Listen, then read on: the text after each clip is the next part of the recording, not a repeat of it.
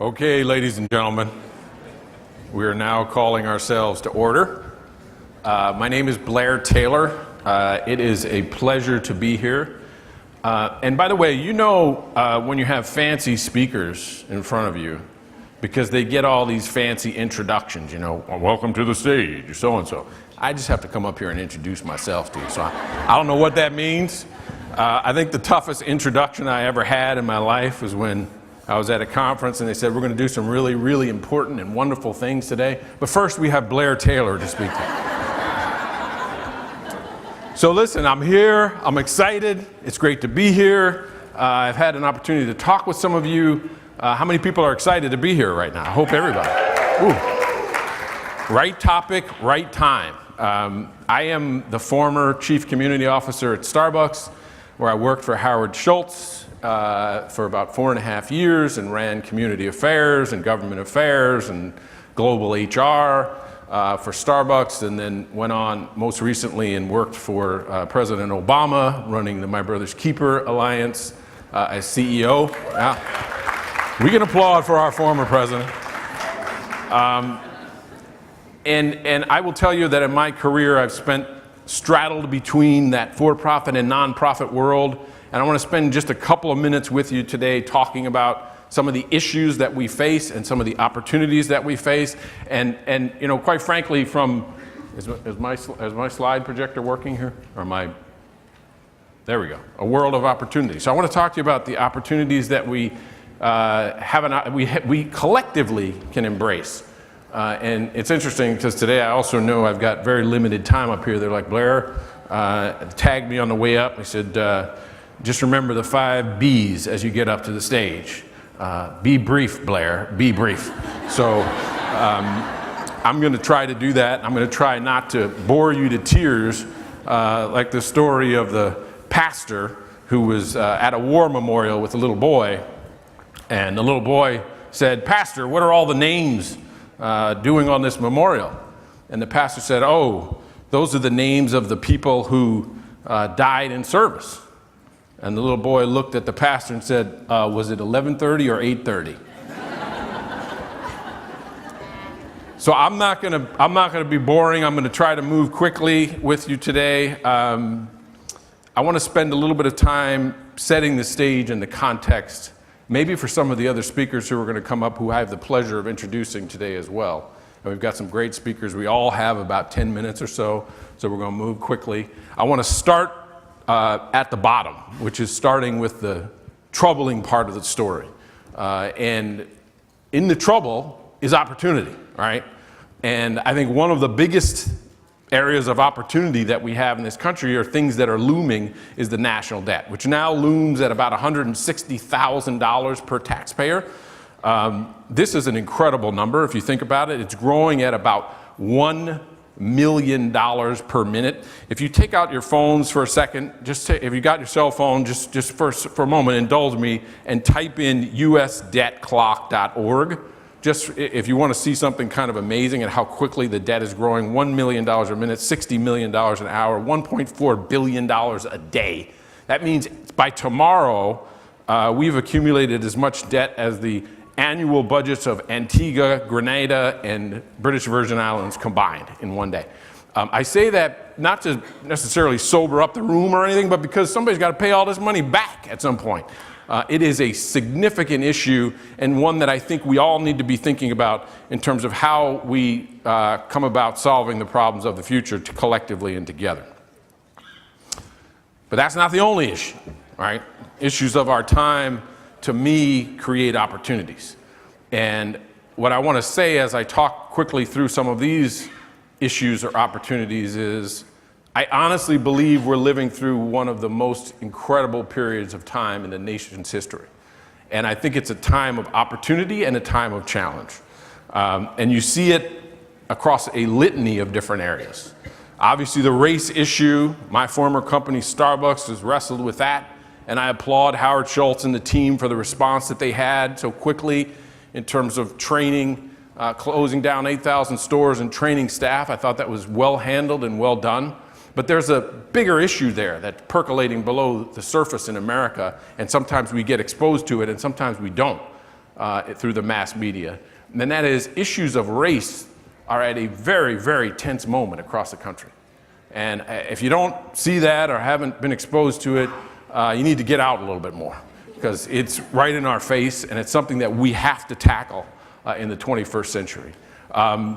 Intergenerational and existential crises, from climate change to income inequality. You're seeing some major, major issues that I think we've got to figure out how to take on. The cost of higher education is another one. These are the great issues of our era, and we've got to figure out how to combat them.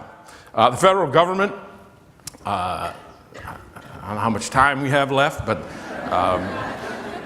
I would just say this about the federal government, and this isn't a partisan statement at all. The federal government is broken. It's not working the way it's supposed to work.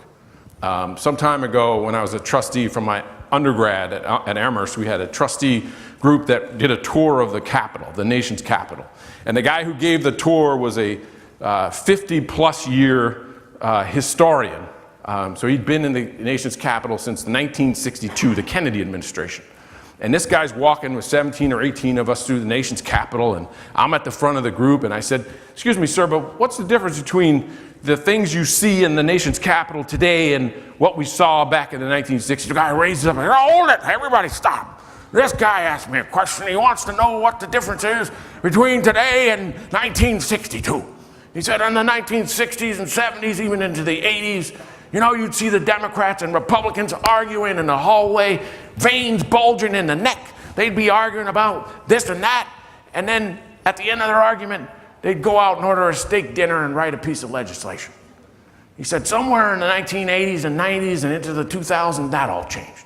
He said you fast forward to today, and these two parties will literally pass each other in the hallway and not say hello. Now, I was stunned by that, and I probably shouldn't be, because I've been close to government for most of my life. But the notion that we have a system that's predicated upon compromise, predicated upon cooperation, and we actually have people who've gotten to the point where they're not saying hello in the hallway anymore. Forget about the loss of civility. Just think about what it means, portends to, in terms of our ability to function as a nation. So we've got major issues in terms of our federal government being on retreat. At the same time, the rest of the world is accelerating, right? They're trying to beat us at our own game. They're educating their workforces. They're investing in infrastructure, right? They're even building up their militaries and creating a different world order, if you will. I would say this with all due respect to my friends in the audience who are in the nonprofit industry. Nonprofits are struggling to scale, to figure out how to take on big problems in a big way. That's not all the nonprofits' fault. There's systemic issues there. One of them is we receive short-term funding for long-term problems, right? Go fix poverty in Chicago. Here's a 2-year grant. Really? I mean, come on, right? Let's be real about that. I can get some applause on that too. That's all right. There may be some funders in the room that need to hear this applause, right? So there are issues there about how do you scale in the nonprofit sector? How do you cooperate with each other in the nonprofit sector? At the same time, you've got the for-profit sector. I've been on both sides of this fence, right? The for-profit sector wants to get involved, wants to help solve social problems, but often doesn't know how to engage. I mean, think about school districts as just an example. You know, you bring up school districts in most corporate boardrooms, like, I don't want to get involved in that, because there's so much politics and there's so many other issues.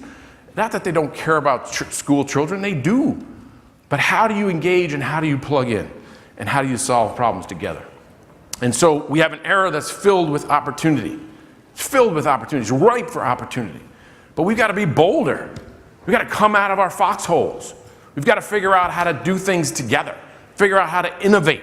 That's the title of this conference, right? But innovation is not risk averse. Innovation, by definition, means you've got to come out of your foxhole. Collaborate. I have an expression, collaborate until it hurts. Collaborate with others until it hurts. Like if it doesn't hurt, you're not collaborating enough, right? Figure out ways to work together. I'm talking intrasector, intersector. How do you get nonprofits to work with for-profits, right? How do you cross over those boundaries and begin to speak the same language? I remember a few years back, a CEO who shall remain nameless called me up and said he was going to the city of Baltimore after the riots had happened in Baltimore. And he told me on the phone, he's like, it's going to be all about jobs, Blair. It's all about jobs. I said, great, I agree with you. It's all about jobs. He said, I said, I'm going to the city of Baltimore. I said, well, who are you meeting with in Baltimore? He said, well, I'm meeting with the mayor and a pastor and another member of a nonprofit community. I said, wait a second. It's all about jobs, and you don't have anybody who's got jobs in the room. Like, how do you have a meeting about jobs with no companies with jobs, right? So we've got to figure out, like, what is our end game, and how can we bring corporations into the discussion? The corporations have the jobs. I would argue to my last breath, the job is the end game. A job and a career is the end game for our young people. And education is super important. It is a means to an end. It is not the end in and of itself. How do we get more of our young people into these jobs and careers? And then the last part of this is put the biggest issues to the front, right? I mean, I get if we want to plant a garden in a city, that's a really nice thing, but not when the murder rate is twice as high as it was last year, not when income inequality is growing at a rapid rate, and our young people are dropping out of school. Let's take on the problems that are the biggest problems in our communities, right? And I know most of you know this. And then the last thing is move with optimistic urgency. Move with optimistic urgency. Treat each moment that we have as the last moment we have to do something. My father used to say, have an expression when I was a kid, he said, Blair, I want you to live each day as if it were your last. He said, and one day you'll be right.